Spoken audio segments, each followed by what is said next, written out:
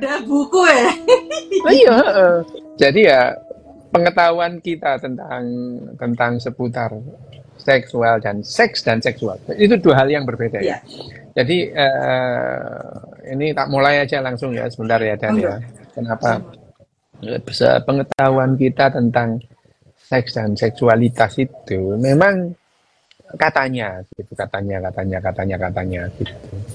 Nah, sebetulnya ya kalau kita ngomong sex education itu, sakjane itu ya gak usah dididik ya iso-iso dhewe sih ngono Ya. ya gitu ya. Sebenarnya nggak usah dididik ya bisa-bisa sendiri gitu. Satu, yang pertama manusia itu punya hasrat seksual. Satu, ya nah. Ya dorongan seksual. Nah, dorongan seksual pada manusia itu pada akhirnya loh ya ini, pada akhirnya ya tidak melulu tentang reproduksi gitu ya. Reproduksi itu hanya bagian kecil, mungkin 0,001 ya. Hal seksual manusia itu yang betul-betul ditujukan untuk bereproduksi gitu. Sisanya ya untuk berrekreasi gitu. Hanya saja terus kemudian education, kalau kita berbicara tentang education itu kita berbicara tentang pengetahuan gitu ya, pengetahuan. Nah, kalau sex education itu ya pengetahuan seputar seks dan seksualitas gitu ya. Pada manusia itu organ seks dan organ seksualitas itu beda gitu. Kalau organ seksnya pada manusia itu ya sama dengan binatang lain itu. Kalau perempuan itu ada uterusnya, ya terus kemudian ada vaginanya gitu. Itu adalah organ seks gitu. Tapi manusia ini organ seksualnya adalah otak gitu ya. Boleh pikirannya mesum mbok ditutup koyo apa ya mesum ae ngono. Ya itu. Jadi pengetahuan atau pengetahuan tentang seks dan seksual. Nah, itu yang kemudian disebut sebagai menularkan, itu yang namanya sex education. Kalau dibilang sex education itu penting apa enggak ya penting-penting nggak penting sih gitu. Orang itu akhirnya ya bisa tahu sendiri. Hanya saja sekarang ini ya karena manusia ini berkembang gitu ya, berkembang. Terus pengetahuan kesehatan juga berkembang gitu ya. Jadi pengetahuan tentang seputar seks tahun 80 atau tahun 90 itu sudah berbeda dengan sekarang ya itu. Jadi kalau kita berbicara mengenai sex education tahun 70 dengan sekarang, ya jelas beda gitu. Hanya saja gini, seputar seks itu jadi ditabukan, gitu. Tabu gitu. Yang membuat tabu itu sebetulnya ya awal mulanya dari sudut moral gitu ya. Moralnya orang Jawa lah, moralnya orang Arab lah, moralnya manapun gitu ya. Itu jarang atau bahkan tidak tabu untuk berbicara tentang seksuologi. Tidak tabu gitu. Tidak tabu. Gitu. Orang India sudah punya Kama Sutra sejak lama gitu ya. Gitu. Ya. Orang-orang Arab pun, orang-orang Timur Tengah itu membahas seksualitas itu gamblang, gitu ya. Oh gamblang, ya dengan caranya sendiri-sendiri tentu saja. Yang ngarang ya biasalah ngarang-ngarang gitu. Pendekatannya itu pendekatan moral, pendekatan filsafat. Ya suka-sukanya yang ngomong gitu. Tapi tidak tabu gitu. Ical langsung nyandak centini gitu. Langsung nyandak. Nek ngene-ngene iku icale nyandak kok jane. Cepet wisan. Perbendaharaan itu apa? Perbendaharaan itu akeh gitu ya. Jadi moralitas Jawa, moralitas ya Asia Tenggara, Timur Tengah, India itu tidak tabu menganggap yang namanya seks dan seputar seksualitas itu. Nah, kalau dirunut-runut, ini Kenapa kok terus kemudian sekarang ini di dunia ini hampir semua dunia kalau ngomong soal seks itu agak-agak tabu, bahkan tabu beneran gitu ya. Itu belum lama itu. Itu belum lama. Gara-garanya itu adalah Ratu Victoria loh ya. Loh apa urusannya sama Ratu Victoria gitu ya. Ratu Victoria itu ya itu Ratu Victoria itu apa namanya, dia itu terobsesi sebetulnya itu ya. Terobsesi dia itu dengan segala macam bentuk seksualitas itu. Nah, itu adalah Ratu Victoria. Ratu Victoria itu memerintah Inggris itu lama itu. Mulai tahun 1837 sampai 1901 ya. Coba ya nanti dikoreksi saya kalau salah ya itu. Itu ya. Jadi kekuasaan Ratu Victoria itu antara 1837 sampai 1901 itu. Nah, yang namanya Ratu Victoria itu dalam kekuasaannya itu yang sangat dominan itu diwarnai dengan pengawasan ketat nilai moral gitu ya. Ya tentu saja versi Ratu Victoria itu ratu-ratu sebelumnya nggak ada gitu ya. Termasuk pembatasan soal seksual gitu. Loh, Ratu Victoria itu tidak setuju bahkan menyangkal gitu ya bahwa homoseksual itu hanya pada laki-laki. Ngarang pokoknya orang ini. Ngarang-ngarangnya lah ya. Hanya laki-laki. Jadi menurut Ratu Victoria, homoseksualitas itu hanya pada laki-laki, pada perempuan nggak ada. Ya. Dan Ratu Victoria ini yang membuat aturan bahwa homoseksual pada laki-laki itu adalah kriminal. Loh, itu sampai tahun 50 itu dicabut, baru dicabut di Inggris itu ya. Nah, itu benar-benar yang namanya Ratu Victoria itu melarang segala macam bentuk pornografi gitu ya. Dianggap kejahatan itu. Dianggap kejahatan di zaman Ratu Victoria. Bahkan Ratu Victoria itu resmi gitu ya, mengeluarkan undang-undang melalui Obscene Publication Act gitu ya, tahun 1857. Itu coba ya, ini nanti dikoreksi kalau saya salah itu ya, tahun 50 ya. Nah, terus ya lah, karena yang namanya Inggris itu kan berkuasa di mana-mana, benua mana yang tidak dijajah, pokoknya dikuasai oleh Inggris itu ya.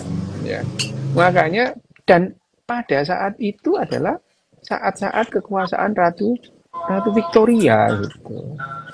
Nah, akhirnya ya, waduh itu ya.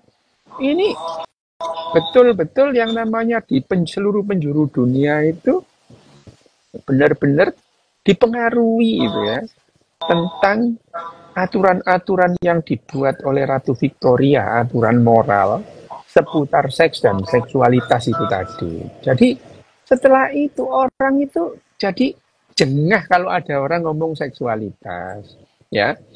Bertanya itu dianggap gak ilo begitu ya itu. Nah, tapi yang namanya Ratu Victoria itu benar-benar wala macam-macam lah. Pokoknya benar-benar keterlaluan itu ya. Kalau ukuran sekarang, bahkan ukuran waktu itu ya bisa dianggap lebay gitu ya. Ratu Victoria itu melarang segala bentuk iklan gitu ya, yang menampilkan baju dalam perempuan. Walah, ya apa? Bayangin aja. Iya itu. Ya itu. Saya ini baju dalam jadinya Victoria Secret.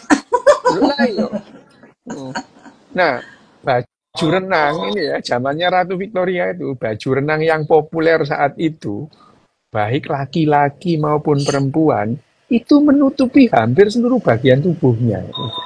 Itu Ratu Victoria zaman segitu itu ya.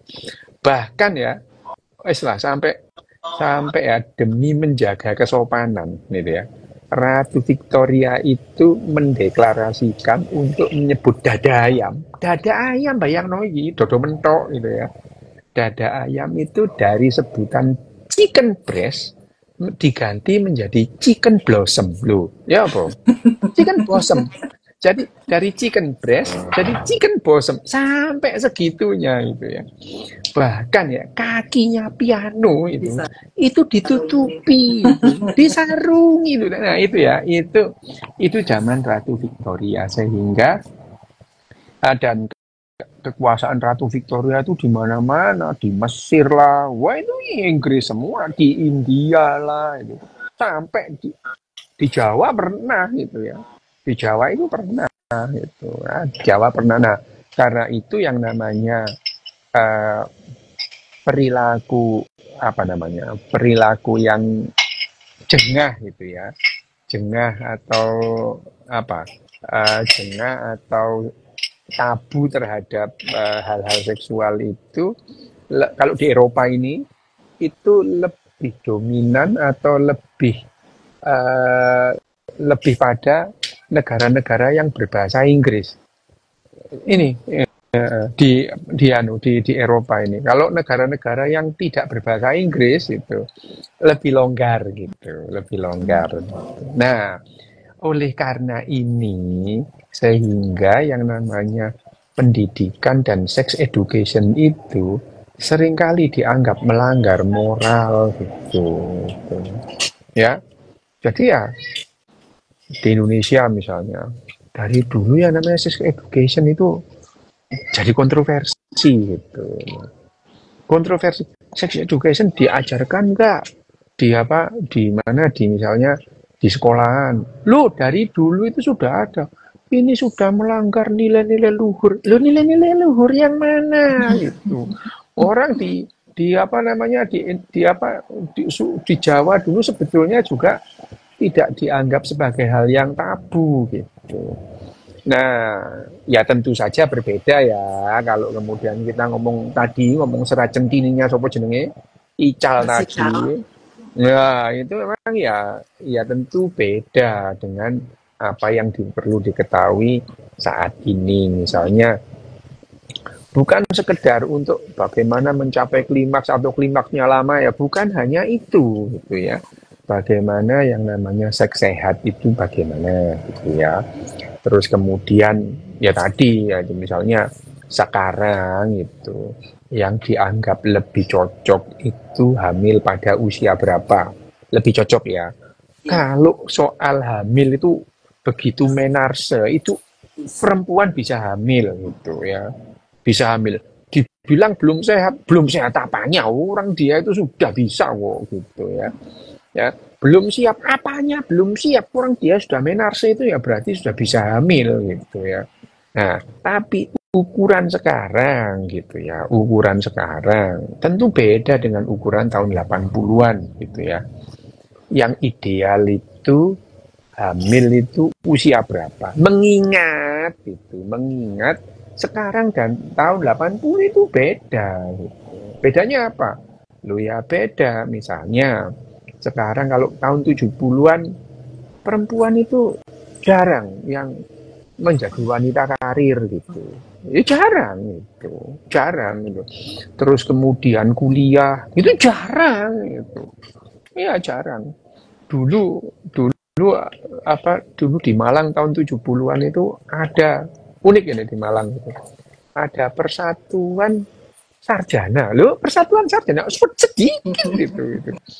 Loh iya itu. Di Malang itu sedikit gitu ya. Jadi ada persatuan sarjana. Sarjana itu sedikit banget gitu ya. Sedikit itu. Jadi ya waktu itu kalau ada pertemuan itu enggak sampai 100 itu. Tahun 70 gitu ya. Ininya pesertanya itu. Nah, waktu itu kalau dilihat itu ya persatuan sarjana Malang waktu itu perempuannya cuma sedikit itu, nggak sampai 10% itu, beberapa gelintir. Nah, hal-hal yang seperti itu membuat ya namanya perempuan hamil waktu itu ya, hamil umur 12 tahun, 13 tahun ya biasa itu ya, biasa itu. Bahkan waktu aku jadi koas itu ya, koskap atau kepanitraan Opjin itu, lah umur 14 tahun, 15 tahun melahirkan itu ya biasa, itu di Kediri lah, itu hal-hal yang biasa itu. Mengingat memang zamannya waktu itu ya pengetahuan. Tapi sekarang kan berbeda gitu. Tentang misalnya kalau menunda kehamilan itu bagaimana gitu ya caranya gitu. Itu adalah bagian dari sex education. Tapi yang lebih penting dari edukasi atau pendidikan itu yang penting adalah latihan. Ya. Melatih bahwa kita itu tidak usah jengah, latihan gitu ya. Latihan ngomong kalau penting gitu lah. Masuk dokter, kamu misalnya bidan ngomong ambek pasiennya masuk dianggap tabu kan enggak gitu ya. Kan enggak dianggap tabu. Jadi seorang bidan memberitahukan bagaimana menunda kehamilan, jenis-jenis kontrasepsi, bagaimana memakai bener gitu dan itu ada yang terjadi gitu. Yang terjadi karena lo beneran ini tahun 86. Tahun 86 di Lamongan gitu ya, di Lamongan karena Sing waktu praktek masang kondom iku salah iku, Dok. nah iya di sini dipasang di sini itu kejadian beneran gitu. Jadi masang kondom itu ya yang namanya apa namanya ya kita sebagai ya memberikan penyuluhan loh, mosok ya buka katok ya enggak lah dan gitu ya Ya kan. pakai cuman kita itu sih itu mahasiswanya itu tidak jelas-jelas memberikan bahwa ini penis misalnya ya enggak makainya gini ya Pak gitu ya dipakainya di jempol beneran gitu jadi ya bayangin aja jadi ya dipikirnya dengan masang kondom di jempol itu terus itu adalah kontrasepsi itu juga karena kejengahan ya orang mau nanya itu agak sungkan-sungkan gitu. Nah itu yang jadi persoalan. Jadi sebetulnya kalau dianggap apakah yang namanya sex education itu perlu, lo ya perlu itu ya perlu. Kenapa? Ya paling tidak itu memberikan pengetahuan terkini tentang yang namanya kesehatan seksual ya kesehatan seks dan kesehatan seksual karena misalkan tadi itu kan siapa namanya Ratu Victoria kan mengatakan bahwa yang namanya homoseksual itu adalah kriminal gitu ya. Nah, sekarang kan tidak bisa lagi dipandang seperti itu karena sejak tahun 70-an saja yang namanya DSM-3 atau PPDGJ-2 itu sudah tidak memasukkan yang namanya homoseksualitas itu sebagai penyakit gitu. Dianggap sakit kalau dia merasa tidak nyaman dengan preferensi seksualnya. Nah itu juga bagian dari pendidikan pengetahuan seksual gitu. Ya itu. Tapi yang lebih penting adalah seputar kesehatannya gitu ya, kesehatan reproduksi. Itu penting gitu ya, penting mengingat ya sekarang. Dulu memang orang tidak terlalu menghiraukan tentang yang namanya penyakit yang diakibatkan oleh hubungan seksual itu tidak terlalu. Nah sekarang kan banyak gitu ya, banyak bukan hanya penyakit misalkan bukan hanya sifilis atau gonore atau bahkan HIV, tapi yang namanya infeksi jamur gitu ya. Itu kalau tidak ditangani dengan bagus itu akan mengakibatkan komplikasi-komplikasi yang akan memberikan disadvantage pada laki-laki atau pada perempuan. Pingpong aja nggak sembuh-sembuh gitu ya, nggak sembuh-sembuh. Nah ini adalah bagian dari sex education. Jadi karena yang namanya sex education pada manusia sekali lagi pada manusia yang namanya urusan seks itu bukan hanya urusan reproduksi gitu. Urusan rekreasi. Nah, hanya saja ini urusan rekreasinya itu melibatkan organ-organ seks itu ya itu. Sehingga itu pengetahuan bagaimana yang sehat itu bagaimana kalau kemudian mencegah penularan gitu, apa yang perlu diketahui, terus kemudian misalkan seputar kehamilan misalnya, sebaiknya itu manusia itu hamil berapa kali gitu. Sekarang loh ya, sekarang ini gitu, bukan ngomong yang dulu, ini sekarang misalnya, ya sekarang di negara-negara seperti di Inggris atau di Jepang itu angka angka kesuburannya orang Jepang itu turun drastis itu. Ini gimana ini itu? Gimana apa disuruh lomba banyak-banyak anak-anak gitu? Ya, enggak gitu juga gitu. Enggak seperti itu juga jalan keluarnya gitu. Tapi pengetahuan bagaimana kesehatan seputar seks dan seksualitas itu ya tetap saja perlu seperti pengetahuan-pengetahuan yang lain gitu. Apa kamu telat? Ya nggak ada sih yang mengharuskan, nggak ada. Cuman kalau tahu itu lebih baik gitu. Iya, betul dok. Karena kan sebetulnya kan gini dok, sex education itu dari mulai anak-anak pun sebetulnya memang harus sudah dilakukan. Dia mengenal misalnya organ ada pada tubuhnya itu apa saja, kemudian bagaimana cara menjaganya, gitu kan, menjaga kebersihan itu kan sebetulnya juga dari kecil harus memang dikasih tahu. Nah masalahnya kan kadang tadi karena kejengahan tadi mau nyebutkan organ seks pada anak laki-laki maupun perempuan itu tuh mereka suka pakai istilah gitu kan. Kalau laki-laki ya istilahnya burung titit gitu kan. Nah kayak titit kan cilik jarine. Potot gede. Terus kalau perempuan kan ada yang bilang dompet lah, apem lah gitu kan. Maksudnya bukan sesuatu yang lumrah gitu. Dalam bahasa Cina disebut xiao titi gitu. Adik kecil gitu. Xiao titi, adik kecil. Kok kecil kenapa? Lah iya caranya kan ngono dok. Maksudnya kan akhirnya kan Iya, xiao titi. menimbulkan kebingungan juga sebenarnya pada anak-anak gitu loh. Pernah kan kalau anak saya kan dulu dari kecil tak ajarinya penis. Nah ketika dia ngomong penis itu orang tuh langsung pada nengok dok. Loh, apa ibu jangan ngomong penis gitu kan. Padahal kan maksudnya itu apa namanya ya nggak saru karena tadi memang harus dibiasakan gitu kata dokter kan. Nah termasuk misalnya kalau lagi anak perempuan yang menstruasi pertama kali menas, terus kemudian anak laki-laki yang mimpi basah, itu yang selalu dijelaskan hanya oh kamu sudah akil balik, wis dosa-dosamu mbok tanggung dewe, tanpa menjelaskan bahwa kowe iki iso meteng nek kowe iki having sex walaupun satu kali itu tuh nggak dikasih tahu gitu loh. Ya.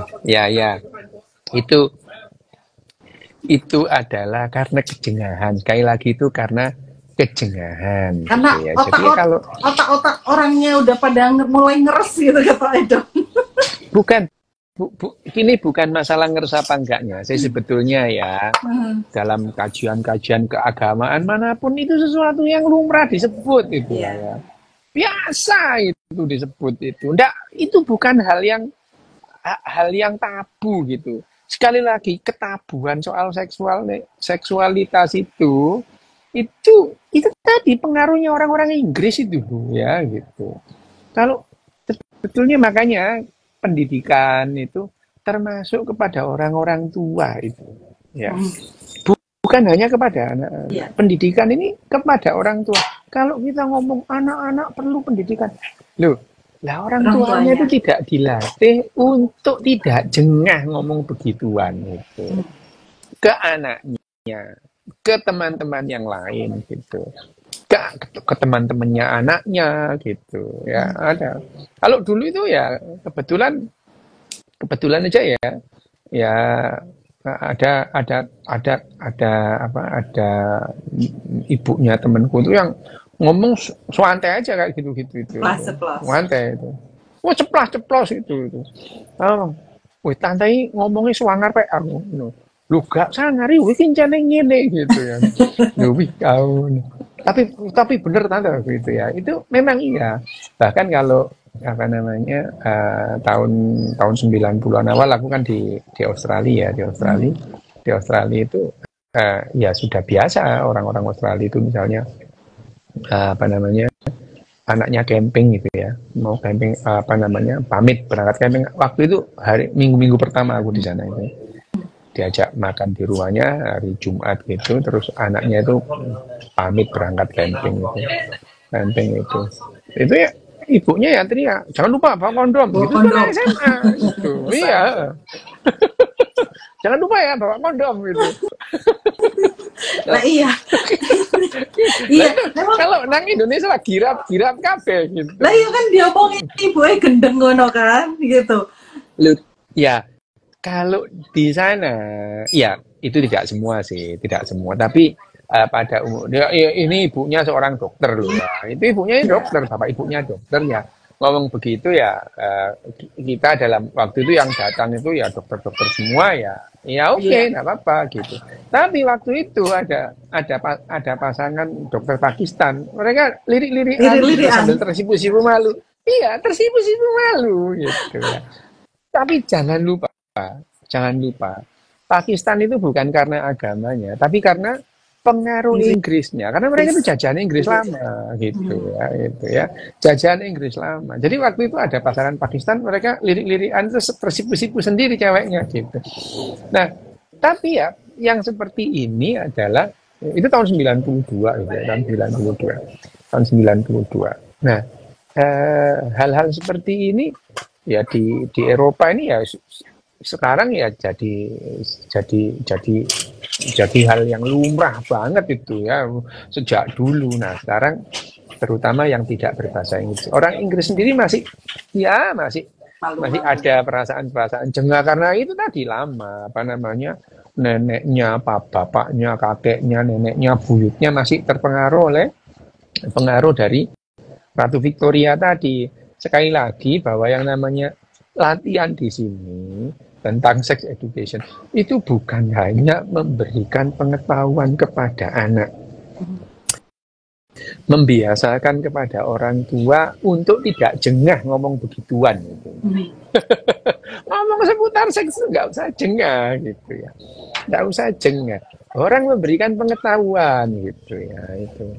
Ya kalau akhirnya diakhiri atau diselingi dengan pesan-pesan moral dia, ya terserah, gitu. Nggak apa-apa, gitu ya. Diakhiri oleh pesan-pesan moral. Tapi gini loh ya, misalnya. Ya, aku ya pernah ditanya anakku kayak gitu. Tapi ya gini loh, itu bukan masalah apa namanya, bukan masalah sehat apa tidaknya atau siap apa tidaknya, enggak. Masalahnya itu adalah kesepakatan bersama di masyarakat gitu. Ya. Misalnya ya gini loh, ya yang penting itu bisa menerima konsekuensinya gitu. Konsekuensinya apa loh ya? Ya, aku pernah bilang, namanya orang tua itu tidak bisa ngawasin kamu 24 jam itu ya nggak bisa. Ya itu tanggung jawabmu sendiri gitu. Tanggung jawabmu sendiri, itu tanggung jawabmu sendiri. Tapi kamu perlu ketahui, misalnya, kenapa sih orang itu hamil kok dikeluarkan oleh sekolahannya? Lah itu aturan sekolahannya gitu. Ya kalau kamu mau nggak sekolah ya nggak apa-apa, hamil aja nggak apa-apa. Gitu. Tapi ya, lu ini aturan sekolah bahwa SMA itu kalau hamil dikeluarkan ya wis itu aturannya gitu. Itu aturannya gitu. Karena waktu itu aku menceritakan itu ya contohnya adalah temen kelasku dulu. Wah, anaknya pinter tapi mendadak kemudian dia hilang gitu. Hilang aja gitu. Ya itu ternyata pindah kota macam-macam. Nah, dengan demikian itu akhirnya konsekuensinya apa? Konsekuensinya ya kamu kehilangan beberapa hakmu gitu. Nggak bisa sekolah, itu kan sebetulnya hakmu gitu. Lah tapi aturannya sudah begitu gitu. Ya terima. Kalau kamu nggak mau nerima, lah ya jangan dulu. Gitu. Tapi kalau mau menerima ya nggak apa-apa gitu ya. Ya menerima ya enggak apa-apa. Terus aku enggak sekolah enggak apa-apa, pokoknya yang penting meteng. Lu ya enggak apa-apa gitu. Bagi ya, lu ya enggak apa-apa. Bagiku meteng lebih penting. Lu ya enggak apa-apa, terserah gitu. Hanya saja ya gitu. Terus kemudian kesepakatan dalam masyarakat tertentu. Misalnya di Jepang, di Eropa, di Amerika. Orang itu bebas mau mengekspresikan seksualitas bentuknya bagaimanapun itu bebas. Tapi yang namanya pejabat publik nggak boleh gitu. Nggak boleh gitu. Kalau orang pada umumnya boleh, kamu mau telanjang naik sepeda apalah, mau melakukan hubungan seksual di taman ya nggak apa-apa. Tapi yang namanya kepala sekolah nggak boleh gitu ya. Camat nggak boleh, wali kota nggak boleh gitu. Kalau sudah begitu berarti dia sudah kehilangan hak jadi wali kota, kehilangan apa namanya gubernur. Yang menghilangkan haknya itu siapa? Lah ya masyarakat, nggak ada yang milih gitu. Tapi kalau orang-orang umum nggak apa-apa gitu. Makanya itu yang namanya di mana? Di Amerika, di Jepang ini. Isu seputar apa hubungan laki-laki perempuan bagi politikus itu atau calon-calon itu jadi Betul. dominan dulu tahun 88 ada kisah yang namanya memaksa kandidat presiden terkuat Amerika waktu itu Gary Hart gitu ya. Ya seputar perempuan aja gitu ya. Wah itu skandalnya diputus langsung aja dia nggak jadi presiden gitu. Padahal itu kalau terjadi pada orang-orang Amerika umum ya nggak apa gitu, nggak apa-apa, nggak ada orang protes, nggak ada gitu. Tapi kalau pada pejabat publik tidak boleh. Nah itu contohnya itu kalau di Amerika atau di Jepang. Kalau di Indonesia mungkin beda gitu ya. Balik. Nah iya nggak apa-apa. Indonesia. Itu yang perlu yang namanya itu adalah bagian dari sex education-nya itu sendiri gitu ya. Jadi konsekuensi kalau itu dilakukan di Indonesia, kalau dilakukan di luar gitu, ya, gitu. Itu adalah bagian dari sex education.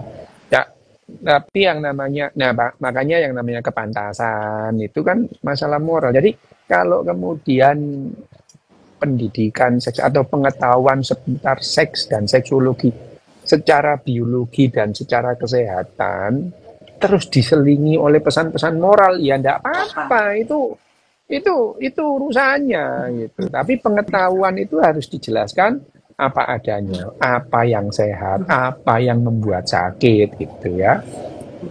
Itu. Iya. Kemarin itu kan sempat Dok, saya kasih kasus ke adik-adik mahasiswa itu kan, kalau ada yang datang ke kamu, anak remaja SMA ngaku seksual aktif, terus dia takut hamil, terus mbak apa no, saya tanya gitu kan.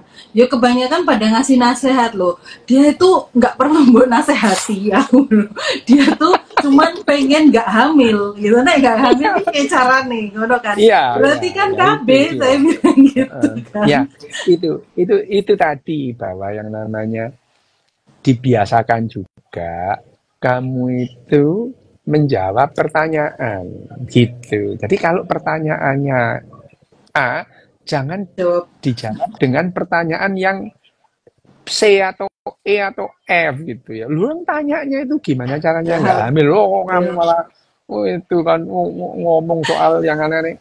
Nah, setelah tidak hamil dikasih tahu gitu. Anak sekarang umur misalnya mahasiswa masa ya nggak paham soal apa namanya segala macam yang dinasehati itu paham. Cuman ya sekali lagi membiasakan atau latihan untuk tidak memberi nasihat sepanjang tidak diminta itu juga harus dilakukan. Jadi yang namanya sex education itu tadi ada yang pertama adalah memberikan penjelasan apa adanya kepada siapapun juga tentang yang namanya kesehatan, tentang biologi seks dan seksualitas satu. Yang kedua membiasakan gitu ya.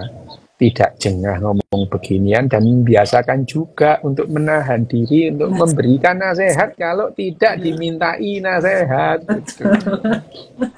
Tadi kan dokter bilang ya, kalau kita ngomong sex education tuh nggak melulu tentang reproduksi gitu, tapi kan juga berkaitan dengan penyakit-penyakitnya gitu. Itu yang kadang dilupakan gitu kan dok. Terus misalnya proses persiapan mau bereproduksi, misalnya malah nggak pernah dijelaskan terkait misalnya calon ibu itu kan memang harus dilihat dulu apakah dia anemia atau tidak, karena nanti ketika hamil dia anemia ada risikonya kan gitu. Itu malah jarang. Terus misalnya tadi yang terkait dengan jamur gitu kan dok, jarang yang mau apa namanya, orang tua itu yang tadi kan membuka komunikasi tentang seks, misalnya kamu kalau ada keluhan gatel-gatel di alat kelaminmu misalnya. Karena kan pikirannya nek sing pergi ke dokter kandungan itu tuh cuman ibu hamil dan orang-orang yang sudah cukup usia gitu kan. Tapi kan anggapannya tuh selalu begitu. Jadi kalau anak kecil ke dokter kandungan itu tanda tanya besar itu. Karena dulu saya pernah ngerasa, Dok. Jadi aku SMA, kebetulan saya itu selalu disminor, Dok. Disminor, terus adalah orang tua saya itu aware gitu. Jadi ayo diajak ke dokter kandungan untuk di USG. Ada masalah nggak dengan rahimmu gitu kan. Nah itu tuh saya dipeliri kalau ibu-ibu itu tahun SMA itu tahun 96, 97 itu, Dok. Nah itu tuh sampai dipeliri ibu-ibu disangkanya mungkin aku meteng gitu. Nah yang kayak gini kan, iya loh. Lah kan padahal kan mau ngecek rahimku itu normal atau enggak gitu. Karena kan kok nek menstruasi itu sampai pernah hampir pingsan gitu kan berarti ada sesuatu gitu. Nah yang kayak gini itu kan kadang memang nggak dijelaskan karena pikirannya tadi sih selalu berkaitan dengan apa namanya reproduksi having sex tadi gitu. Sekali lagi ya Dan, ini kan kita meninjau dari perilakunya gitu ya, perilaku. Kalau mengenai sex education udahlah ya panjang kali lebar sudah tahu semua apa yang perlu disampaikan. Hanya sekali lagi bagaimana membiasakan itu ya itu. Ya. Kita itu tidak akan bisa berubah kalau tidak dibiasakan gitu ya. Misalnya petugas BKKBN sampai berbusa-busa ngomong Pak begituan itu. Kalau tidak dibiasakan ya tidak bisa. Kenapa? Yang namanya penyuluhan itu biasanya ngomong tok gitu loh. Tidak ada simulasinya. Simulasi. Simulasi itu adalah bagaimana simulasi misalnya ini ya ibu-ibu sama ibu-ibu simulasi seolah-olah dia ngomong sama anaknya. Loh, itu loh. Itu ya. Jadi simulasi itu penting bagaimana caranya seseorang itu ngomong ke anaknya gitu. Itu yang tidak pernah, makanya yang tadi yang namanya pendidikan itu lebih penting itu adalah bagian dari pelatihan. Tapi ya bukan lantas pelatihan orang itu dilatih untuk enggak, bukan gitu. Latihan untuk menyampaikan gitu.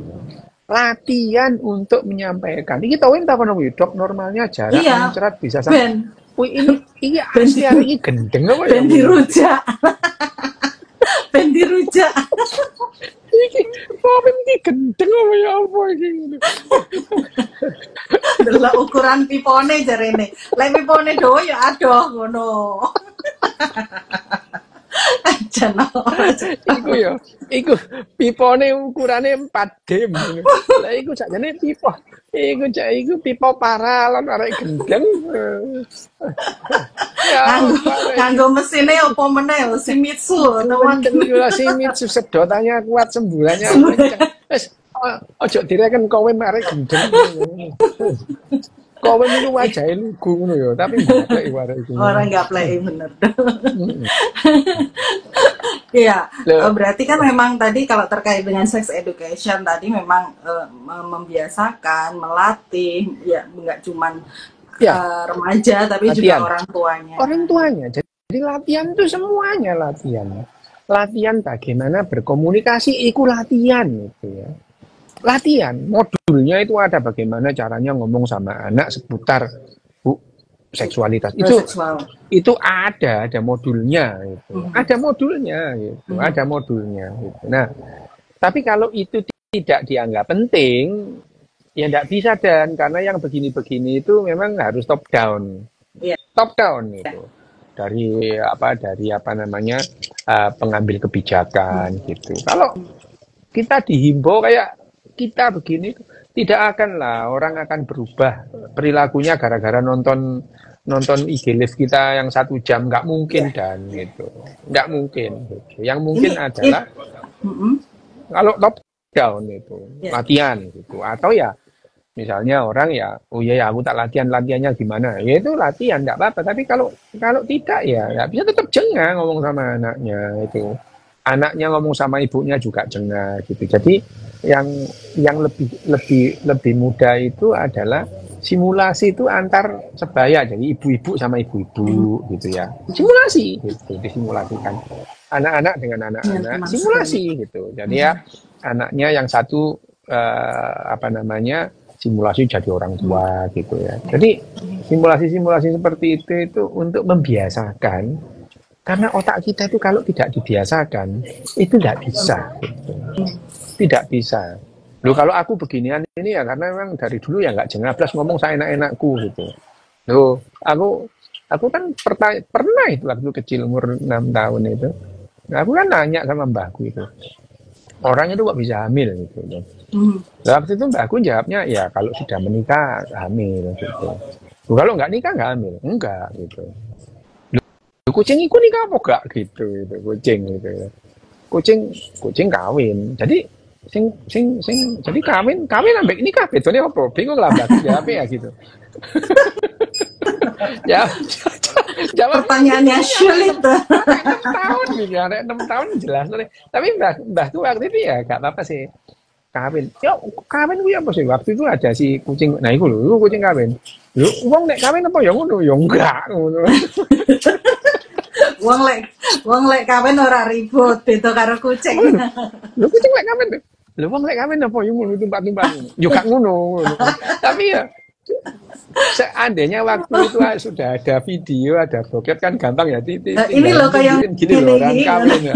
Ya. Waktu itu kan menjelaskannya susah mbahku itu. Ya, hanya saja mbahku ya telaten ngomong. Jadi meskipun nggak nikah bisa iso hamil, iso. Ya untung aja mbahku itu ya ngomong gitu, untung aja gitu. Iya. Ya Dok, gitu. ini ada yang tanya, kalau testosteron berlebih itu jadi keringat dan bikin bau badan nggak, Dok? Bahwa yang namanya keringat dan bau badan dipengaruhi hormonal, iya gitu ya. Tapi hormonal dalam ini adalah konstelasi hormon, bukan satu atau dua hormon saja. Jadi misalkan estrogen yang berlebih itu bisa memberikan bau keringat gitu ya.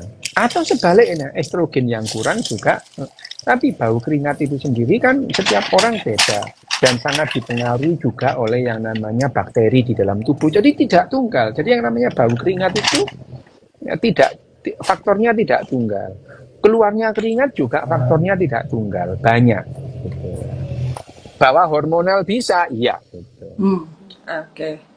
Oke, Dok, ini ada yang nanya, kenapa jika seksual tidak tersalurkan itu jadinya emosi? Alah, iku ngarang-ngarang ae, enggak lah itu. Itu kan cuma cari alasan ben iso ngamuk. Itu alasan aja, ngamuk yo ngamuk ae. Alasan ae lah itu. Nah, ini ada yang nanya juga, Dok, kenapa kalau laki-laki setiap pagi itu ada morning glory gitu, morning horny gitu loh. Iya, kalau itu morning glory itu kan karena memang pada pagi hari itu apa namanya terisi lah, itu kecenderungan terisi karena itu adalah siklus tubuh itu. Jadi morning glory itu berhubungan dengan jam biologis tubuh gitu. Tapi enggak normal. Lu bukan. Tapi morning glory itu tidak disertai dengan dorongan seks. Tidak. Jadi secara spontan. Iya, itu ya. Jadi tidak disertai dorongan seks. Kalau misalkan anak laki-laki atau remaja laki-laki atau orang laki-laki terus kemudian terstimulasi secara seksual, terus dia ereksi, iya, gitu. Tapi morning glory itu adalah ereksi yang tanpa disertai oleh dorongan atau hasrat seksual. Hasratnya nggak ada. Turu melek-melek lho, ini benderone ngadeg. Kayak anak-anak kecil itu ya, Dok. Kadang anak kecil kan juga gitu. Tidak apa-apa itu ya. Itu adalah terisinya corpus cavernosum pada penis itu ya. Karena jam biologis gitu ya. Jadi pada saat pagi itu adrenalinnya turun, papaverinnya naik. Nah, itu di situ terus kemudian, dan itu adalah bagaimana secara biologis eh, otak ya, dalam hal ini adalah susunan saraf otonom itu memaintain kesehatan pembuluh darah kita gitu. Itu termasuk salah satu rangkaian bagaimana sistem saraf otonom itu memaintain kesehatan pembuluh darah kita gitu. Oke, Dok. Ini ada yang nanya ya di Saputra. Kenapa orang yang hiperseks itu lebih gampang selingkuh? Apa karena dia hyper, Dok? Benar nggak, Dok? Enggak juga. Ya kalau pasangannya bisa memenuhi ya nggak akan selingkuh. Enggak juga itu. Yang namanya dorongan untuk poliamori lah ya, gitu. Punya pasangan itu tidak ada urusannya dengan hiperseks atau tidak, enggak ada gitu. Ya, itu enggak ada gitu. Hasrat seksual yang berlebihan dengan kecenderungan monoamori atau poliamori itu dua hal yang berbeda. Dok, ada yang nanya nih, Dok, pemakaian alat ini nih. Nah, ini juga sebenarnya timbul pertanyaan saya nih, Dok. Kenapa sih kok kalau yang di e-commerce yang dijual itu alat bantu seks itu kebanyakan alat bantu seks untuk perempuan? Aku dianggapnya perempuan itu ora iso gitu loh. Jadi sampai harus butuh alat bantu. Sedangkan kalau yang laki-laki itu kok kayaknya nggak begitu banyak gitu. Perempuan, nah sekali lagi ini karena Ratu Victoria juga. Akhirnya perempuan itu lebih cenderung tertutup ketimbang laki-laki. Cenderung. Ya. Ya. Jadi, akhirnya yang namanya pasar itu ya hanya menyediakan untuk kebutuhan gitu. Ya. Karena nggak berani misalnya ngomong gitu ya ke pasangannya gitu atau gimana? Contohnya, iya bukan hanya itu misalnya. Kalau dijual boneka perempuan, nggak ada yang beli. Gitu ya? Nggak ada yang beli gitu. Tapi boneka itu kebanyakan perempuan, Dok. Maksudnya boneka seksual ya, itu kan perempuan banyak. Ya, tapi tidak banyak laki-laki yang membeli boneka perempuan untuk urusan seksual dibandingkan perempuan yang beli dildo itu gitu. Lah ini kan kebutuhan pasar aja sih gitu. Sakjane butuh tapi izin gitu, jadi tuku dewe gitu. Lah iya kan, meneng nggak pernah puas beli online itu sama malahan. Lu ya kan nggak apa-apa, nggak puas misalnya. Iya. Aku puasan ambek dildo timbangannya ambek pacarku misalnya atau ambek bojoku misalnya gitu ya itu. Oke. Kan dianggapnya gitu ya. Akhirnya kalau perempuan pakai dildo gitu kan dianggapnya misalnya yang udah punya suami tuh akhirnya suami tuh ngerasa wah banyak nih ya yang kayak gitu juga suaminya tuh ngerasa aku tuh nggak bisa ngasih kamu kepuasan gitu loh sampai kamu harus beli gitu. Ada yang kayak gitu juga. Ya nggak apa-apa juga sih gitu. Suaminya kok nggak pede banget harusnya ya. Yang penting aku puas. Kalau kamu nggak puas ya cari kepuasan sendiri. Gitu. Coba yang pede gitu loh gitu. Benar. Bayangin aja laki-lakinya tidak bisa memuaskan istrinya atau istri harus memuaskan. Lah yang mengharuskan itu ya siapa gitu. Iya. Nah, itu adalah bagian yang penting dalam pendidikan atau pengetahuan gitu. Ya kalau bisa saling promosi ya nggak apa-apa gitu ya. Nggak apa-apa. Itu kan bisa jadi ya, variasi gitu. Juga kan, Dok? Bisa jadi alternatif variasi kan? Bahwa gini loh ya, bahwa urusan seputar seksual itu bisa membantu atau merupakan variabel yang bagus untuk hubungan suami istri. Iya memang gitu. Bahkan tidak jarang ya meskipun ya nggak sering-sering amat, tidak jarang. Terus kemudian urusan perceraian itu karena urusan ranjang. Ini jengkelin banget ini. Enggak malu. Loh, ya gini loh ya. Kan kadang-kadang itu juga alasan yang dicari-cari gitu ya. Udahlah. Tapi seputar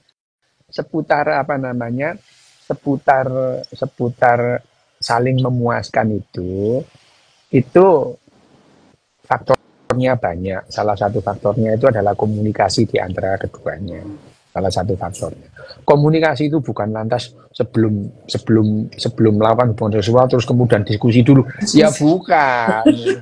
Mosok bayang ae mau hubungan seksual suami istri Diskusi saya. dulu, ayo kita Kepirang menit. diskusi lah. Walah yo gak ngono lah caranya. Maksudnya komunikasi itu ya komunikasi sehari-hari. Tapi kalau kemudian dianggap ada permasalahan antar hubungan keduanya seputar, ya tidak ada salahnya menghubungi psikolog atau psikiater dalam hal ini, tidak ada salahnya gitu. Yang repot itu kalau tanya teman, loh lah itu yang bahaya. Terus Gitu. curhat. Itu Curhat. lah iya. Terus bablasan. Kan takon temannya nggak ngerti ngomongnya salah, lah repot. Gitu, ya. Dan iya, temannya itu nggak tahu apa-apa soal yang namanya kesehatan seksualitas, seks ini nggak tahu gitu. Yang paling tahu ya dokter gitu ya, dokter terus kemudian dites sebetulnya kamu itu mentalmu terganggu apa enggak gitu, ya. Gitu. Jadi ini kalau pemakaian ini nggak masalah ya dok ya. lah enggak Malah apa. kalau membantu malah bagus kan. Lah ya nggak apa-apa sih gitu, nggak ada masalah sebetulnya untuk secara kesehatan ya, baik itu kesehatan mental ataupun kesehatan apa namanya organ-organ seks kan malah bersih tuh. Ya, yang penting dicuci gitu loh dok. Dicuci bersih, goro lo lah. Terus nggak tahu dicuci lah apa. Lu waduh, nggak tahu dicuci kok dirubung alar lo. Disemuti. Lo Mas Kowem ngomong nganggo remote HP. Coba dah. Bisa dipakai HP Xiaomi. Arek iki arek. Nganggo remote AC ya iso gitu.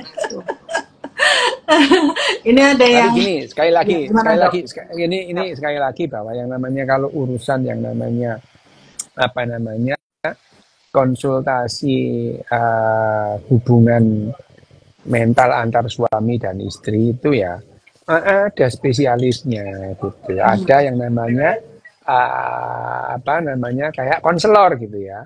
Konselor hubungan itu. Nah, lebih bagus kalau dia itu psikolog atau yang psikiater. Jadi dia itu paham mengenai kesehatan mental. Nah, bayangin aja ini nanya urusan apa jenenge urusan kesehatan mental takoni nang dukun dah repot itu ya. Dia nggak paham gitu ya.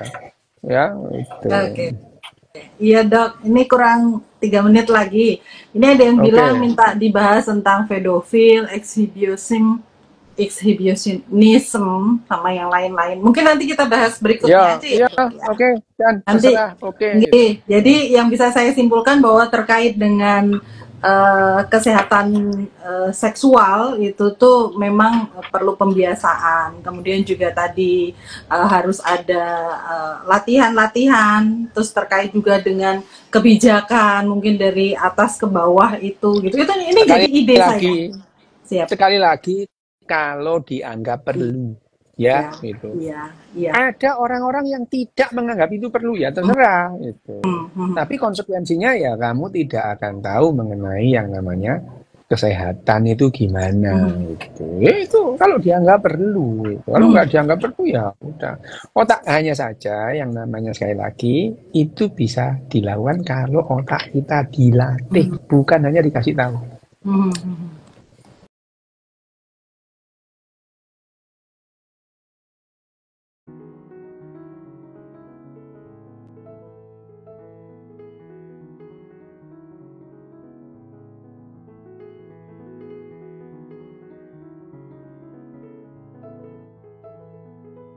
Buku Gans, Germs and Steel karya Jared Diamond bagian 2, kemunculan dan penyebaran produksi pangan. Bab 6, bertani atau tidak bertani. Dinarasikan ulang oleh Jendela Ilmu. Pada awalnya semua orang adalah pemburu pengumpul. Mengapa ada di antara mereka yang lalu mengembangkan produksi pangan? Mengingat bahwa pasti ada suatu alasan, mengapa sekelompok orang melakukan hal itu sekitar 8.500 sm di daerah bulan sabit subur yang berhabitat Mediterania, baru 3.000 tahun kemudian di kawasan barat daya Eropa yang memiliki habitat Mediterania yang secara iklim dan struktur serupa. Dan sama sekali tidak ada yang melakukannya secara independen di California, kawasan barat daya Australia, dan daerah Cape Afrika Selatan, yang juga punya habitat Mediterania yang mirip? Mengapa para penduduk daerah bulan sabit subur menunggu sampai 8.500 sm, bukannya sudah menjadi produsen pangan sejak sekitar 18.500 atau 28.500 sm?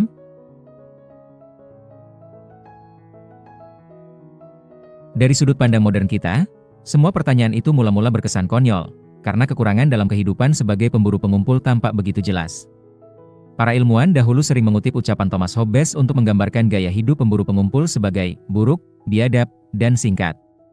Sepertinya kaum pemburu pengumpul itu harus bekerja keras, terdorong oleh keharusan mencari makan setiap hari, seringkali diambang kelaparan, tanpa menikmati kenyamanan bendawi yang mendasar sekalipun seperti tempat tidur yang empuk dan sandang yang memadai, lalu akhirnya mati muda. Kenyataannya, hal-hal seperti berkurangnya kerja fisik, meningkatnya kenyamanan, terbebasnya orang dari ancaman kelaparan dan bertambahnya harapan hidup sehubungan dengan produksi pangan, melalui agribisnis di lokasi tersendiri, baru dirasakan oleh para penduduk makmur di dunia pertama masa kini, yang tidak terlibat langsung dalam upaya menghasilkan bahan pangan. Sebagian besar petani dan penggembala gurem, yang tetap merupakan mayoritas produsen pangan dunia sesungguhnya, belum tentu hidup lebih enak dibandingkan pemburu pengumpul. Penelitian mengenai penyediaan waktu menunjukkan bahwa mereka mungkin menghabiskan lebih banyak jam per hari untuk bekerja daripada pemburu pengumpul. Para ahli arkeologi telah menunjukkan bahwa para petani pertama di banyak tempat berbadan lebih kecil dan bergizi lebih buruk, lebih sering menderita penyakit yang serius, dan rata-rata meninggal pada usia lebih muda dibandingkan pemburu pengumpul yang digantikan oleh mereka. Seandainya para petani pertama dapat memperkirakan akibat yang akan timbul karena praktik produksi pangan, mereka mungkin takkan memilih langkah itu. Namun, sekalipun mereka tidak dapat membayangkan hasilnya, mengapa mereka mengambil pilihan tersebut? Ada banyak kasus nyata menyangkut masyarakat pemburu pengumpul yang melihat produksi pangan dipraktikkan oleh tetangga mereka, tetapi tidak bersedia menerima keuntungan yang konon dapat diperoleh, dan tetap melanjutkan gaya hidup semula. Misalnya saja, pemburu pengumpul pribumi Australia yang menghuni bagian timur laut benua tersebut selama ribuan tahun berdagang dengan para petani di pulau-pulau Selat Torres, di antara Australia dan Papua. Pemburu pengumpul pribumi Amerika di California berdagang dengan petani pribumi yang mendiami lembah Sungai Colorado. Selain itu, para penggembala Hoi di sebelah barat Sungai Fish di Afrika Selatan berdagang dengan para petani Bantu di sebelah timur sungai tersebut, sambil terus mengabaikan pertanian. Mengapa? Masyarakat pemburu pengumpul lain lagi yang menjalin kontak dengan kaum petani pada akhirnya beralih menjadi petani, namun baru setelah selang waktu yang bagi kita mungkin berkesan luar biasa lama. Sebagai contoh, penduduk pesisir utara Jerman mulai menekuni produksi pangan 1300 tahun setelah masyarakat budaya Linerban keramik memperkenalkannya di pedalaman Jerman, hanya 200 km lebih ke selatan. Mengapa penduduk pesisir Jerman menunggu begitu lama? Dan apa yang membuat mereka akhirnya berubah pikiran? Sebelum dapat menjawab pertanyaan-pertanyaan itu, kita harus menyingkirkan beberapa kesalahpahaman mengenai asal-usul produksi pangan dan kemudian menyusun kembali pertanyaan tadi. Sesungguhnya produksi pangan itu bukan suatu temuan, bukan pula suatu ciptaan, seperti yang mungkin kita asumsikan mula-mula. Bahkan seringkali tidak ada penentuan pilihan secara sadar antara produksi pangan dan perburuan pengumpulan. Orang-orang yang pertama menekuni produksi pangan di masing-masing bagian dunia, khususnya, jelas tidak mungkin membuat pilihan secara sadar ataupun dengan sengaja menjadikan bertani sebagai tujuan, karena mereka belum pernah menyaksikan kegiatan bertani dan tidak mungkin tahu seperti apa bertani itu. Sebaliknya, seperti yang akan kita lihat, produksi pangan berevolusi sebagai hasil sampingan dari keputusan-keputusan yang diambil tanpa kesadaran akan dampaknya. Dengan demikian, pertanyaan yang harus kita ajukan adalah mengapa produksi pangan berkembang, mengapa berkembang di tempat tertentu tetapi tidak di tempat lain, mengapa berkembang pada waktu berbeda di tempat yang berbeda, dan mengapa bukan pada waktu yang lebih awal atau lebih belakangan. Kesalahpahaman lain adalah bahwa harus terdapat garis pemisah yang tegas antara pemburu pengumpul yang hidup mengembara dan produsen pangan yang hidup menetap. Dalam kenyataan, meskipun kita sering mengadakan pembedaan seperti itu, kaum pemburu pengumpul di sejumlah daerah produktif, termasuk di kawasan pesisir Pasifik di bagian barat laut Amerika Utara dan mungkin di daerah tenggara Australia, beralih ke kehidupan menetap tanpa pernah menjadi produsen pangan. Masyarakat pemburu pengumpul lain, di Palestina, kawasan pesisir Peru, dan Jepang, lebih dahulu hidup menetap dan baru lama setelah itu mulai menekuni produksi pangan.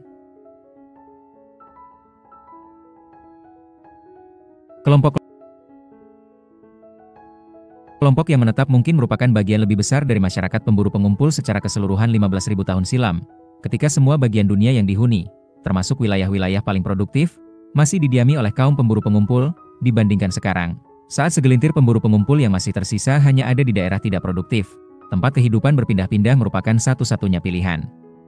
Sebaliknya, ada juga kelompok penghasil pangan yang berpindah-pindah. Beberapa kelompok pengembara modem di daerah aliran Sungai Mamberamo, Papua biasa membuka hutan, menanam pisang dan pepaya, pergi selama beberapa bulan untuk kembali hidup sebagai pemburu pengumpul, datang lagi untuk memeriksa tanaman mereka, membersihkan kebun dari gulma jika tanaman mereka tumbuh, pergi lagi untuk berburu, datang kembali berbulan-bulan kemudian untuk memeriksa keadaan, dan menetap untuk sementara untuk memanen dan makan jika kebun mereka telah berproduksi.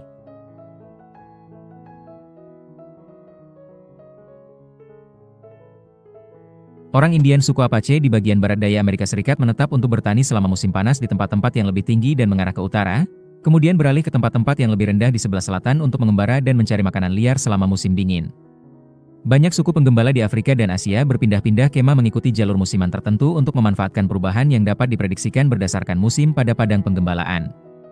Jadi, peralihan dari berburu mengumpulkan ke produksi pangan tidak selalu terjadi bersamaan dengan peralihan dari kehidupan mengembara ke kehidupan menetap.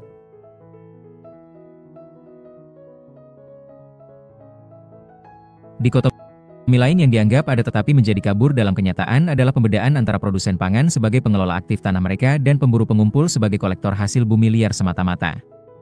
Dalam kenyataan, sejumlah pemburu pengumpul mengelola tanah mereka secara intensif. Sebagai contoh, suku-suku di Papua yang tidak pernah mendomestikasi pohon sagu atau pohon pandan besar, Pandanus tectorius, tetap meningkatkan produksi tumbuhan liar yang dapat dimakan itu dengan menebang pohon-pohon yang bersaing dan yang tumbuh terlalu dekat, menjaga alur-alur di hutan rawa sagu, dan membantu pertumbuhan tunas sagu baru dengan membabat pohon sagu yang sudah tua.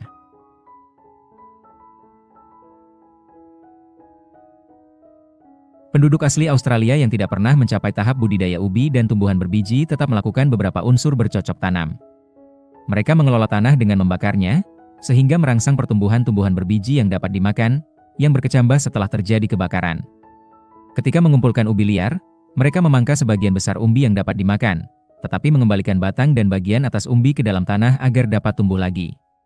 Penggalian yang mereka lakukan untuk mengeluarkan umbi sekaligus melonggarkan dan mengaerasi tanah, sehingga merangsang pertumbuhan baru. Yang perlu mereka lakukan untuk memenuhi definisi petani adalah membawa pulang batang berikut umbi yang masih menempel dan mengembalikannya ke dalam tanah di perkemahan mereka. Produksi pangan berkembang secara bertahap dari langkah-langkah praproduksi yang sudah dipraktikkan oleh kaum pemburu pengumpul. Tidak semua teknik yang dibutuhkan dikembangkan dalam waktu singkat, dan tidak semua tumbuhan dan hewan liar yang pada gilirannya didomestikasi di wilayah tertentu didomestikasi secara bersamaan. Dalam kasus perkembangan paling pesat dari era hidup berburu mengumpulkan ke produksi pangan sekalipun dibutuhkan waktu ribuan tahun untuk beralih dari ketergantungan sepenuhnya pada bahan pangan liar ke diet dengan sangat sedikit bahan pangan liar.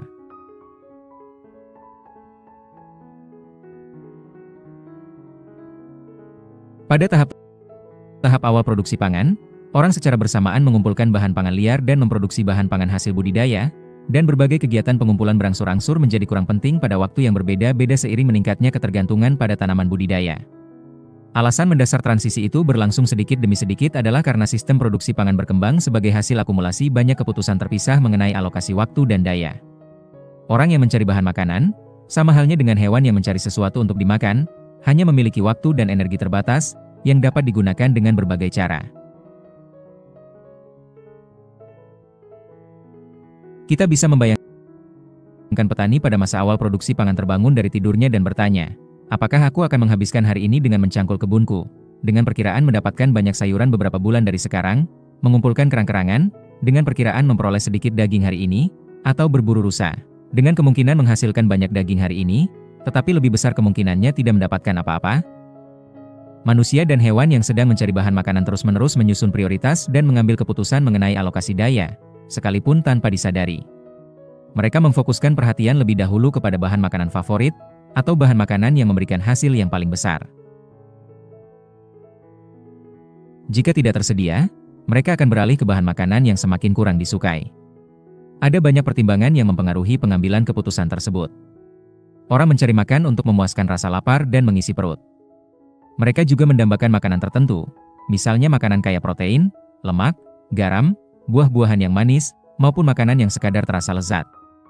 Jika tidak ada faktor khusus, orang akan berupaya mendapatkan hasil maksimal dalam hal kalori, protein, atau kategori makanan tertentu dengan mencari bahan makanan dengan cara yang akan memberikan hasil paling banyak dengan tingkat kepastian paling tinggi dalam waktu paling singkat dan dengan usaha paling sedikit.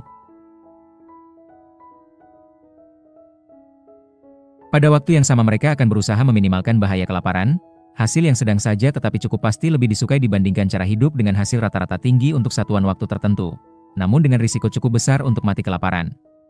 Salah satu perkiraan mengenai fungsi kebun-kebun pertama hampir 11.000 tahun lalu adalah sebagai lumbung yang dapat diandalkan seandainya pasokan bahan makanan liar tidak memadai.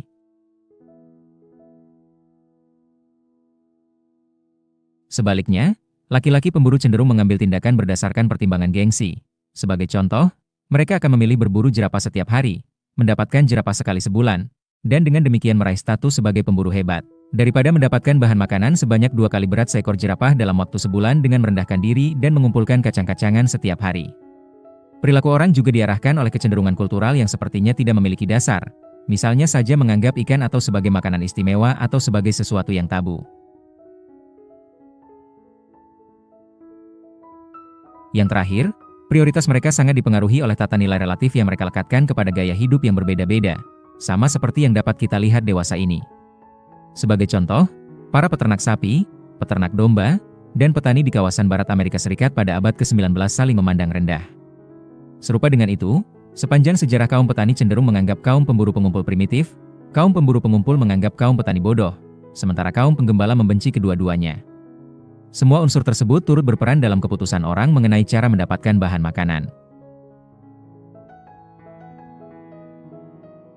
Seperti yang telah kita lihat, para petani pertama di masing-masing benua tidak mungkin dengan sengaja memilih untuk bertani, karena tidak ada petani lain di dekat mereka yang dapat mereka amati. Namun begitu produksi pangan muncul di salah satu bagian sebuah benua, kelompok pemburu pengumpul di sekitar tempat itu dapat melihat hasilnya dan mengambil keputusan dengan sadar.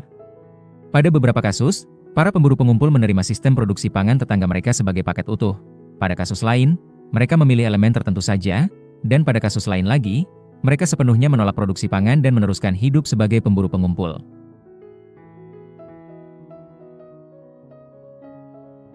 Sebagai contoh, pemburu pengumpul di beberapa daerah di bagian tenggara Eropa dengan cepat memanfaatkan tanaman biji-bijian, tanaman polong-polongan, dan hewan ternak dari Asia Barat Daya secara bersamaan sebagai paket lengkap sekitar 6.000 sm. Ketiga elemen itu juga segera menyebar ke bagian tengah Eropa pada abad-abad sebelum 5.000 sm.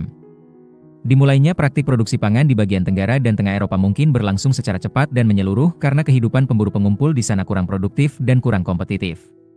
Sebaliknya, produksi pangan menyebar secara bertahap di bagian barat daya Eropa, bagian selatan Perancis, Spanyol dan Italia, tempat domba tiba lebih dahulu dan baru kemudian tanaman biji-bijian.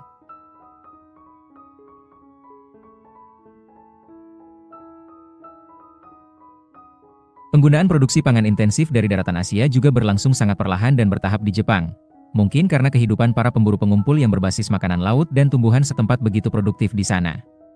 Sebagaimana cara hidup sebagai pemburu pengumpul dapat ditukar sedikit demi sedikit dengan cara hidup sebagai produsen pangan, satu sistem produksi pangan juga dapat ditukar sedikit demi sedikit dengan sistem produksi lain. Sebagai contoh, orang Indian di bagian timur Amerika Serikat telah mendomestikasi tanaman lokal sekitar 2.500 sm, tapi mereka memiliki hubungan dagang dengan orang Indian Meksiko yang mengembangkan sistem tanaman budidaya yang lebih produktif berdasarkan jagung, labu, dan kacang-kacangan.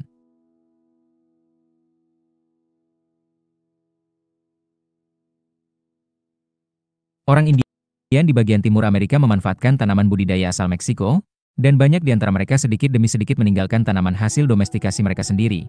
Labu didomestikasi secara independen, jagung tiba dari Meksiko sekitar tahun 900, dan kacang-kacangan menyusul 1 atau 2 abad kemudian. Bahkan pernah terjadi, sistem produksi pangan ditinggalkan demi praktik berburu dan mengumpulkan bahan makanan. Sekitar 3.000 sm, misalnya, para pemburu pengumpul di bagian selatan Swedia mempraktikkan produksi pangan berbasis tanaman budidaya dari Asia Barat Daya, namun meninggalkannya sekitar 2.700 sm dan kembali hidup sebagai pemburu pengumpul selama 400 tahun, sebelum akhirnya mulai bertani lagi.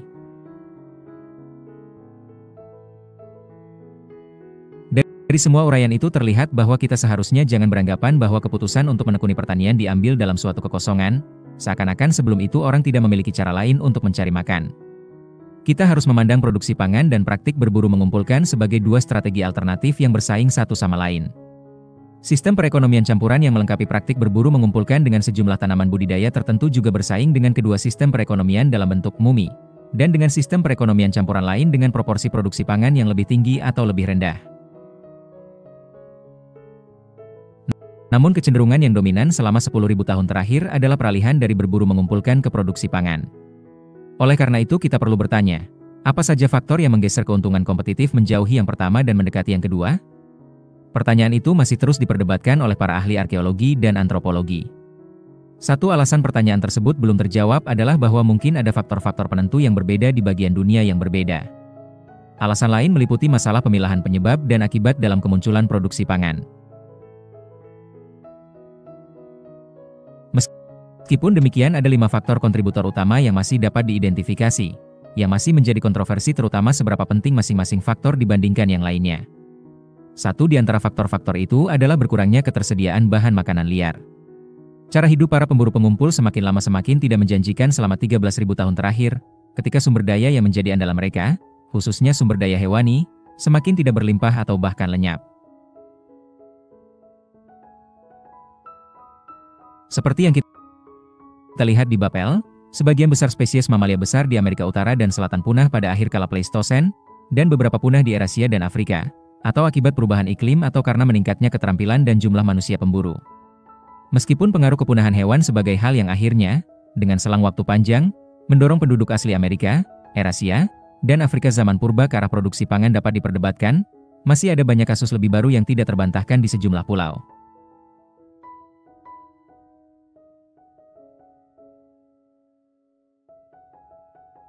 Para pemukim pertama Polinesia baru mengintensifkan produksi pangan setelah memusnahkan burung moa dan nyaris membinasakan populasi anjing laut di Selandia Baru, serta memusnahkan atau nyaris menghabiskan burung laut dan burung darat di pulau-pulau Polinesia lainnya.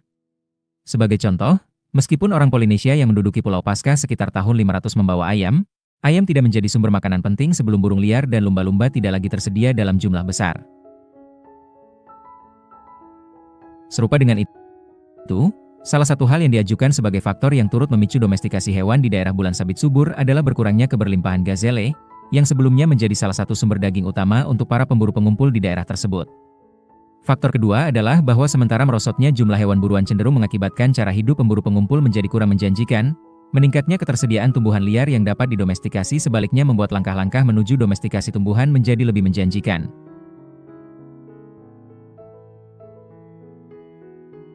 Misalnya saja, perubahan iklim pada akhir kala Pleistosen di daerah bulan sabit subur sangat memperluas habitat tumbuhan biji-bijian liar, yang dapat dipanen dalam jumlah besar dalam waktu singkat.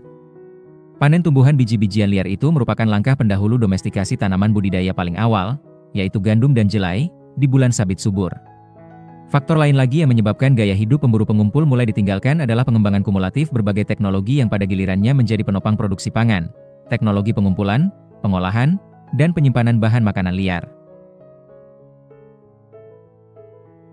Apa yang dapat dilakukan para calon petani dengan 1 ton butir gandum yang masih menempel pada tangkai, seandainya mereka belum menemukan cara memanen, menumbuk dan menyimpan? Metode, alat, dan fasilitas yang diperlukan muncul dengan cepat di daerah bulan sabit subur setelah 11.000 SM, sebagai ciptaan untuk menangani tumbuhan biji-bijian liar yang menjadi tersedia secara berlimpah.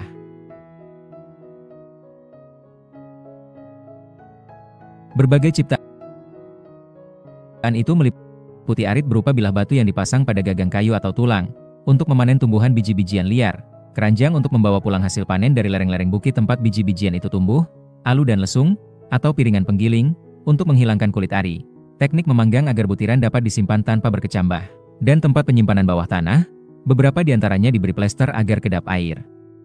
Petunjuk mengenai teknik-teknik itu menjadi berlimpah di situs-situs pemburu pengumpul di daerah bulan sabit subur setelah 11.000 SM.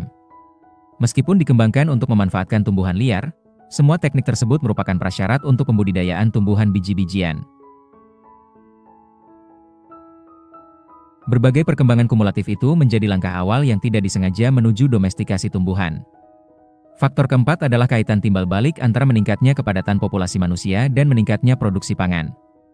Di semua bagian dunia tempat ditemukan petunjuk yang memadai, para ahli arkeologi mendapatkan petunjuk bahwa peningkatan populasi terkait dengan kemunculan produksi pangan. Mana yang penyebab dan mana yang akibat? Ini termasuk pertanyaan ayam atau telur yang telah lama diperdebatkan. Apakah peningkatan kepadatan populasi manusia memaksa orang untuk beralih ke produksi pangan? Ataukah produksi pangan memungkinkan peningkatan kepadatan populasi manusia? Pada prinsipnya, kita akan menduga bahwa rantai penyebab berlaku ke kedua arah. Seperti yang telah saya bahas, produksi pangan cenderung membawa peningkatan kepadatan populasi karena menghasilkan lebih banyak kalori yang dapat dimakan persatuan luas dibandingkan kegiatan berburu mengumpulkan. Di pihak lain, kepadatan populasi manusia memang berangsur-angsur meningkat sepanjang akhir kala Pleistosen berkat semakin membaiknya teknologi manusia untuk mengumpulkan dan mengolah bahan makanan liar. Ketika kepadatan populasi bertambah, produksi pangan semakin banyak ditekuni karena mampu menghasilkan tambahan bahan makanan yang diperlukan untuk menghidupi semua orang itu. Dengan demikian, penerapan sistem produksi pangan merupakan contoh dari apa yang disebut proses katalitik diri, sebuah proses yang menjadi katalisator bagi dirinya sendiri dalam suatu daur umpan balik positif, sehingga sekali dimulai terus bertambah cepat. Peningkatan populasi manusia secara berangsur mendorong orang untuk mendapatkan lebih banyak bahan makanan, dengan memberi imbalan kepada mereka yang tanpa sadar menempuh langkah-langkah pertama menuju produksi bahan makanan. Sekali orang mulai memproduksi bahan makanan dan hidup menetap, mereka dapat memangkas jarak antar kelahiran dan menghasilkan lebih banyak orang yang memerlukan lebih banyak lagi bahan makanan.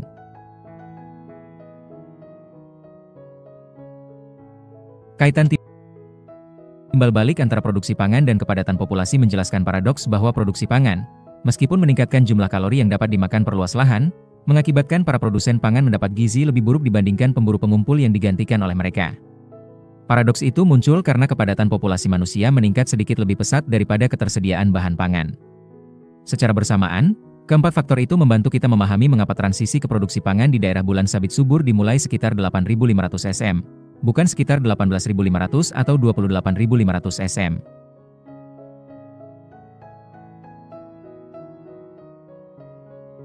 Pada kedua angka tahun terakhir, cara hidup pemburu pengumpul masih lebih menguntungkan dibandingkan bakal produksi pangan, karena mamalia liar masih berlimpah, tumbuhan biji-bijian belum berlimpah, orang belum mengembangkan berbagai ciptaan yang diperlukan untuk mengumpulkan, mengolah, dan menyimpan biji-bijian secara efisien. Dan kepadatan populasi manusia belum cukup tinggi untuk menggalakkan upaya mendapatkan lebih banyak kalori per satuan luas lahan. Satu faktor final dalam transisi tersebut menjadi menentukan di perbatasan geografis antara pemburu pengumpul dan produsen pangan. Populasi produsen pangan yang jauh lebih padat menyebabkan mereka sanggup mengusir atau membinasakan pemburu pengumpul karena menang jumlah, terlepas dari kelebihan lain yang terkait dengan produksi pangan, termasuk teknologi, kuman, dan tentara profesional. Di daerah-daerah yang semula hanya dihuni oleh pemburu pengumpul, kelompok pemburu pengumpul yang mempraktikkan produksi pangan berhasil menyingkirkan mereka yang tidak mengambil langkah itu. Hasilnya, di sebagian besar bagian dunia yang cocok untuk produksi pangan, para pemburu pengumpul mengalami satu dari dua nasib. Mereka terusir oleh produsen pangan yang bertetangga dengan mereka, atau mereka beralih ke produksi pangan sehingga dapat bertahan. Di daerah yang sudah dihuni oleh banyak pemburu pengumpul atau yang menyulitkan imigrasi produsen pangan akibat kondisi geografis, para pemburu pengumpul setempat memiliki waktu untuk memulai produksi pangan pada masa prasejarah, sehingga bertahan sebagai petani.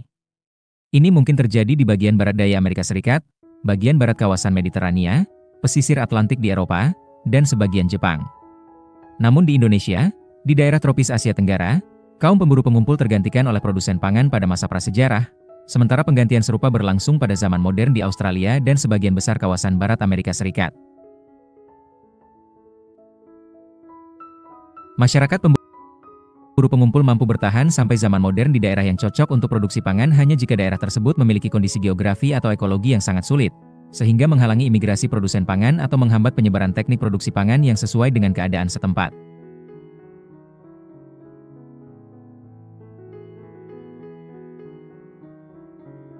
Tiga contoh paling menonjol adalah para pemburu pengumpul pribumi Amerika di California, yang terpisahkan oleh gurun dari para petani pribumi Amerika di Arizona, pemburu pengumpul Khoisan di Cape, Afrika Selatan, yang hidup di zona iklim Mediterania yang tidak cocok untuk tanaman budidaya tropis petani Bantu, dan para pemburu pengumpul yang tersebar di seluruh benua Australia, yang terpisah oleh lautan sempit dari para produsen pangan di Indonesia dan Papua Nugini. Segelintir orang yang tetap menjadi pemburu pengumpul sampai abad ke-20 berhasil selamat dari desakan produsen pangan karena hidup di daerah yang tidak cocok untuk produksi pangan, terutama di daerah gurun dan kawasan Arktika. Dalam dasawarsa tersebut, mereka pun akan takluk kepada daya tarik peradaban, terpaksa menetap karena tekanan kaum birokrat atau misionaris, atau binasa karena kuman.